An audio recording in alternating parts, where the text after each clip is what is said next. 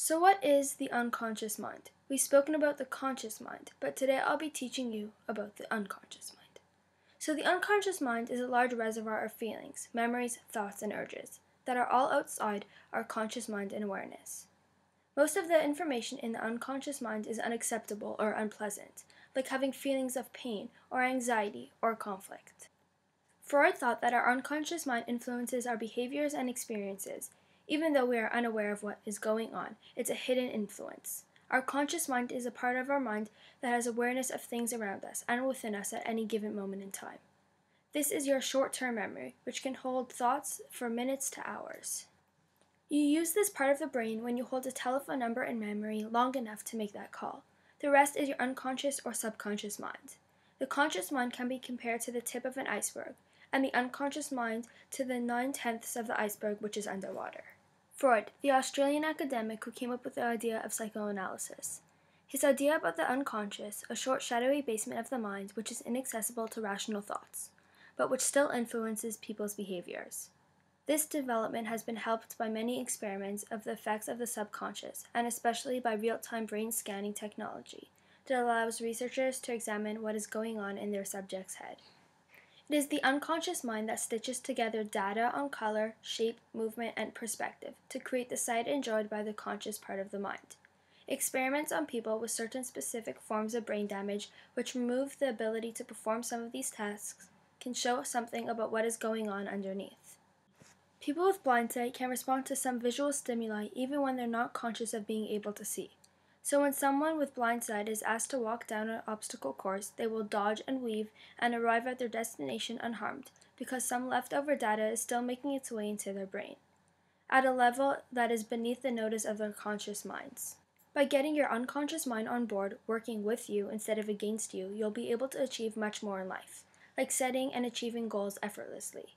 Your unconscious mind cannot process negatives. It interprets everything you think as a positive thought. So if you think, I don't want to be poor, your unconscious mind focuses on poor.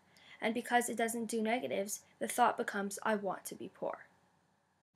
Being poor then becomes a goal in your unconscious mind. And just like young children, desperate to please, it helps you behave in a way that keeps you poor. Obviously, this is not what you wanted. That's why stating your goals in a positive way is so important. In this instant, instead of thinking, I don't want to be poor, you need to think, I want to be wealthy. In order to direct the unconscious mind, you need to open up communication channels between your conscious and your unconscious mind. This can be done by finding a quiet time for meditation or relaxation and examining the memories present to you by your unconscious mind. In 1957, the Penfield studies showed that all experiences are recorded in the memory. While she was awake, a woman's brain was stimulated with electrodes, and Penfield discovered that the woman was able to vividly recall the details of a childhood party. The storage and organization of these memories is the responsibility of the unconscious mind. A part of the function of the unconscious mind is to repress memories with unresolved negative emotions. Your unconscious mind thrives on new experiences and is always on the lookout for something new. It needs to be fed with new experiences, and it will get you in trouble if you don't keep it up from its boredom. In the 1950s, a man by the name of James Vickery claimed that he'd be able to make people buy more Coca-Cola and popcorn at movie theaters by flashing very briefly the words, "Eat popcorn and drink Coca-Cola," while they were watching their movies. The words were flashed so quickly that the audience didn't perceive what they were seeing, and yet they were still manipulated into making those purchases. This study turned out to be incorrect, yet there are many subconscious effects that occur in our environment every day that do have an effect on us, even though we are unaware of them. The reason is that our unconscious mind is feeding into our conscious mind without knowing it and affecting the way we behave and perceive the world. Our unconscious mind shapes all our experiences and judgments, how we see and how we taste, who we are attracted to, and even how we respond to being touched. The new version of the unconscious mind is that it's not hidden from us for motivational reasons, but is hidden from us because it occurs in certain parts of the brain that are inaccessible to our conscious mind. The unconscious mind is a collection of many independent modules. The unconscious mind is a gift. One of the ways we interact with other human beings is by touch. Touching is a way of forming bonds and social alliances. In France, they did a study where they asked 3 handsome Frenchmen to stand on a corner of a street and proposition every young woman who walked by. They all propositioned them using the same words and giving half the women a small touch on their forearm or shoulder, and the other half simply speaking to them. They did a study. They studied the men's results, and 10% of the women gave their numbers without being touched, and the other 20% gave the men their numbers. This is a pleasant thing that feeds into our unconscious perception of the person. The feeling of touch goes into our calculations without us knowing it. The marketing and advertising world are very powerful. Neuromarketing applies to the way we subliminally to persuade people to buy. Since Coca-Cola ads are often happy and have smiling, cheerful people in them, it affects the way we taste it. When the people are blindly drinking the two sodas, Pepsi and Coca-Cola, they all say they prefer Pepsi.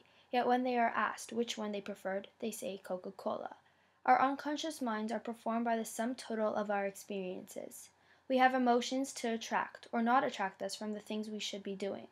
So our unconscious mind is keeping track of these emotions. Our unconscious mind influences who we are attracted to.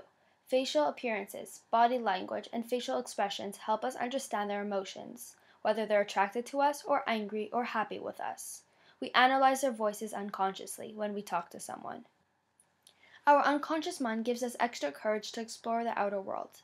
It does that by giving you an extra view of yourself. We tend to underrate challenges that are before us and overrate our ability to overcome them. Our unconscious mind is feeding these data into our thinking that tend to make us overly optimistic. So basically, the unconscious mind is a part of the mind that controls a lot of things about us, without us knowing why. It has many functions and influences our daily lives. We are affected by the world around us, and our unconscious mind takes in signals and makes us react the way we do.